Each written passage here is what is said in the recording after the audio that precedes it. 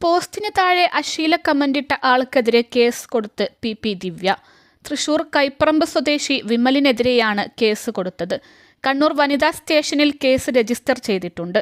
സമൂഹ മാധ്യമങ്ങളിൽ സ്ത്രീകൾക്കെതിരെ നടക്കുന്ന അധിക്ഷേപങ്ങൾ, അപമാനങ്ങൾ വർദ്ധിക്കുകയാണെന്ന് പി ദിവ്യ ഫേസ്ബുക്കിൽ കുറിച്ചു. സർവ്വമേഖലയിലും സ്ത്രീകളുടെ കടന്നുവരവ് അവളുടെ സ്വാതന്ത്ര്യ പ്രഖ്യാപനമാണ്.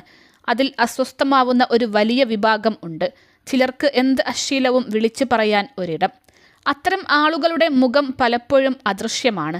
അമ്മയോടും പെങ്ങളോടും ഭാര്യയോടും ഉള്ള സമീപനം എന്താണോ അത് തന്നെയാണ് ഇത്തരക്കാർ സമൂഹ മാധ്യമങ്ങളിൽ ചെയ്യുന്നത്. അശ്ലീല കഥകളുണ്ടാക്കി ഓൺലൈൻ ചാനൽ വഴി പണമുണ്ടാക്കുന്ന കുറേ എണ്ണം വേറെ. വയറ്റുപിഴപ്പിന് എന്തൊക്കെ മാർഗമുണ്ടെന്നും അവർ കുറിച്ചു. ഫേസ്ബുക്ക് പോസ്റ്റ് ഇങ്ങനെ: